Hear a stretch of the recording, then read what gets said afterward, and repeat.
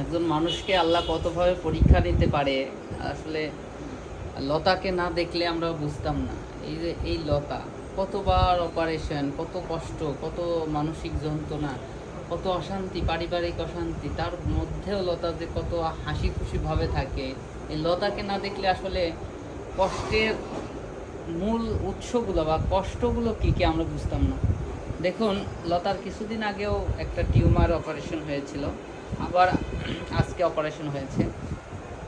কত কষ্ট, বুকের মধ্যেও যেমন চাপা কষ্ট নিয়ে ঘুরছে, তেমন বুকের মধ্যে এরকম দুইটা টিউমার নিয়েও ঘুরছিল। আজকে আলহামদুলিল্লাহ সফলভাবে তার বুকের টিউমারটা রিমুভ করতে ডাক্তাররা সফল হয়েছে। এর আগেও কয় মাস আগে আলিফ 6-7 মাস আগে এই টিউমারটা রিমুভ করতে সফল হয়েছিল ডক্টররা, যার পরিপ্রেক্ষিতে এইটারও আগেই বলেছিল, তাই না? এটা ছোট থাকতেই মনে হয় বলছিল যে এটা অপারেশন করতে, কিন্তু টাকার অভাবে বা মানে টাকার মানে যোগাইতে পারছিল না, যার কারণে অপারেশনটা করছিল না। বর্তমানে এতটাই সমস্যা হচ্ছিল, কিছু হয়তো বা টাকা বাকি রাখতে হবে হসপিটালে, এই অবস্থাতেও আছে লতা। মানে তারপরেও দেখলাম আমরা যারা আছি তারা মোটামুটি কোনোভাবে সাহায্য করতে পারি কিনা, সেই সাহায্য করে লতাকে আপাতত এই কষ্টটার থেকে দূর করা যায় নাকি। দেখেন, আসলে কষ্টের কথা বললেই মনের থেকে কষ্ট জেগে ওঠে, যার কারণে মূলত লতা চাই না যে কেউ কাঁদুক, কিন্তু তারপরেও মন থেকে আসলে কান্নাটা থামানো যায় না। লতা, কাঁদা যাবে না। আল্লাহ যা করে, আল্লাহ তো তোমাকে পরীক্ষা নিচ্ছে। হ্যাঁ, আল্লাহ তোমাকে পরীক্ষা নিচ্ছে। আল্লাহর খায় দেয় কাম নাই, যত সমস্যা যত অসুখ নাই খালি ওকেই দেয়, আর এমন এমন না, অসুখ না, না। দেয় যে ওটির মধ্যে গায়ে লাগা।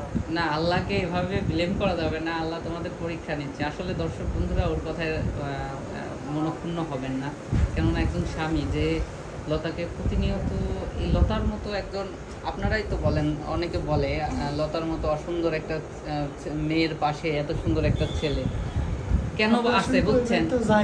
কেন আছে? ও কতটা ভালোবেসে এই কথাটা বলছে, আল্লাহর উপরে অভিমানের কারণে যার এই কথাটা বলছে। সম্পূর্ণভাবে অজ্ঞান হয়ে গেল, তারপরে ওই ঘর থেকে আমি বার হয়েছি। যাই হোক, লতা হচ্ছে বর্তমানে কিছু টাকা হসপিটালে দেনা আছে, এখনও জানি না কোথায় থেকে আসবে। আর আপাতত লতার সফলভাবে অপারেশন হয়েছে, এটাই আলহামদুলিল্লাহ। এটা হচ্ছে সেই টিউমারটি যেটা ওর বেস্টে ছিল। লতার সমস্যা হচ্ছে কোনো?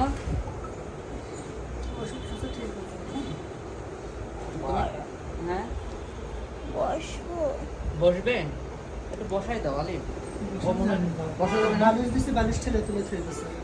মানে ওর পিঠে মনে হয় সমস্যা হচ্ছে, ওর পিঠে তো সমস্যা, দর্শক আপনারা জানেন। ডাক্তার কাছে যে দুই পাশে এত কিন্তু বসান যাবেন না, এর ঘাটটা উঁচা করে এক সাইড কাট করে দাও, ওর পিঠে তো সমস্যা। দর্শক আপনারা জানেন যে লতার পিঠে অলরেডি একটা বিশাল একটা এটা কি বলে, কি বলে যেন, লতার পিঠের একটা সমস্যা আছে, যার কারণে লতা কিন্তু ঠিকভাবে হাঁটতে পারে না, শুইতেও পারে না এইভাবে।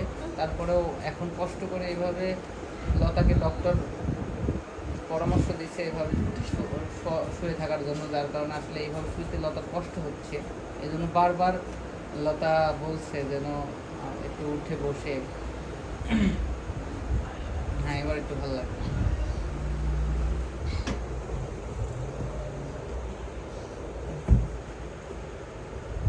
লতা,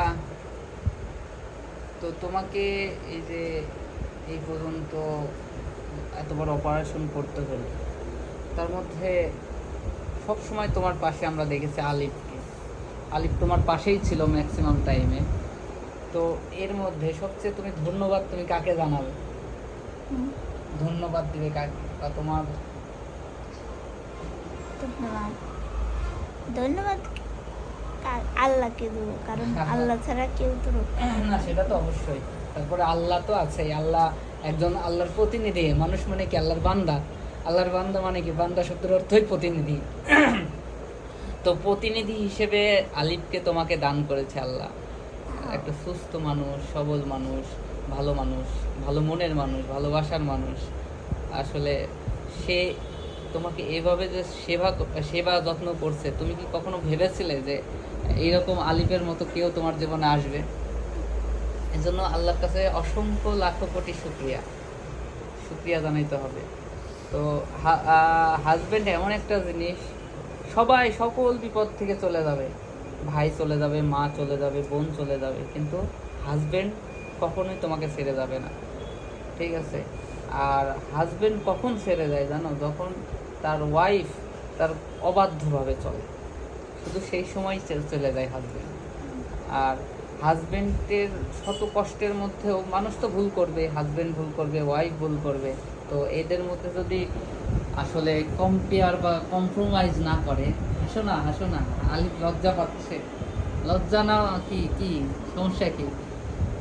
কম্প্রোমাইজ না করলে কোনো সম্পর্কই টিকে থাকে না, সেটা বাবা মা বলেন, ভাই বোন বলেন, বা আত্মীয় স্বজন যেই হোক। একজন ভুল করলে আরেকজনকে একটু স্যাক্রিফাইস, আরেকজনকে একটু কম্প্রোমাইজ করা লাগে। এই দুইটা না থাকলে কখনোই ভালো সম্পর্ক টিকে থাকে না। সো আপনারা যারা আলিফ লতার ভিডিও দেখে আসলে আমরা অনেকেই উপলব্ধি করি, সেটি হচ্ছে আলিফের মতো একটা ছেলে লতার পাশে এভাবে চলে, লতার সাথে ভিডিও করে, অনেকে অনেকভাবে অনেক কমেন্ট করেন বাজে। আসলে বাজে কমেন্ট না করে একবার ভাববেন তো, কি বলছিল যে একটা গান আছে না, ওই যে মন আসলে চেহারা দেখে ভালোবাসা হয় না, মন দেখে ভালোবাসা হয়। আসলে মনের ভালোবাসায় সারা জীবন টিকে থাকে। যে আপনার সৌন্দর্য দেখে আপনাকে ভালোবেসে কাছে থাকতে চায়, সে আসলে আপনার মনকে ভালোবাসে না, আপনার সৌন্দর্যকে ভালোবাসে।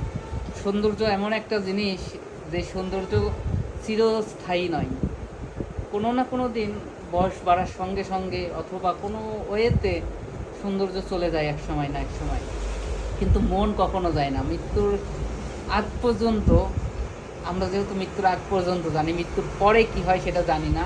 হাদিস কোরআনে অনেক কিছুই লেখা আছে, তো আমরা ওইদিকে না যাই। আমরা মৃত্যুর আগ পর্যন্ত আসলে মনকে বাসলে, আসলে মনের মতো মানুষ পেলে, মনের মতো মানুষ কাছে পেলে, তখন কিন্তু আসলে মনকে ভালোবাসা যায়। আর মনকে ভালোবেসে যে থাকতে পারে, সে সারা জীবন এভাবে ছায়ার মতো থাকতে পারে, আলিফের মতো। সেটা আমাদের আলিফ লতার এই প্রেম কাহিনী বা যাই বলেন, এই ভালোবাসা, তাদের এই চলাফেরা, আসলে এটা আমাদের বিশাল একটা শিক্ষা দেয়। অনেকে বাজে কমেন্ট করে, আশা করি আজকের পর থেকে, ভিডিও দেখার পর থেকে আপনারা এইরকম বাজে কমেন্ট করবেন না। কেননা সৌন্দর্য মানুষের চিরস্থায়ী না। আপনি অনেক সুন্দর আজকে, কিছুদিন পরে আপনি অসুন্দর হয়ে যেতে পারেন। একটা দুর্ঘটনা ঘটে আপনার লাইফে আপনার সৌন্দর্য নষ্ট হয়ে যেতে পারে। একটা গল্প বলি, আমার এক বন্ধু ছিল, সে খুবই সুন্দর ছিল, সৌন্দর্য নিয়ে খুবই অহংকার করতো, বাট আজ থেকে 2-3 বছর আগে এমনভাবে অ্যাক্সিডেন্ট হয়েছে, আল্লাহ কী কারণে বা কেন আল্লাহ তার সাথে এমন আচরণ করলো আমরা জানি না। তার কপাল থেকে পুরো মাংস উঠাই নিয়ে গেছে, কপালের হাড় ভেঙে গেছে। এখন তাকে দেখলে অন্যরকম লাগে, তার সৌন্দর্য নেই। সো সৌন্দর্য নিয়ে কেউ বড়াই করবেন না। আপনার সৌন্দর্য ভালো, আপনাকে সুন্দর লাগে তাই বলে আরেকজনকে অসুন্দর লাগে তাই বলে তাকে অপমান করবেন না। আসলে অসুন্দর ব্যক্তিগুলো আছে বলেই আপনারা সুন্দর, সেটা আমরা বলতে পারি আপনি সুন্দর, সে অসুন্দর। সো অসুন্দরকে আপনি অসুন্দরভাবে যেভাবে আপনারা কমেন্ট করেন, সেটা থেকে অন্তত একটু ভালো কমেন্ট করবেন, তাহলে তাদের প্রত্যেকটা মানুষের তো মন আছে, তাদের মনটা ভালো হয়ে যায়। সো সবাই ভালো থাকবেন, আর লতার জন্য দোয়া করবেন।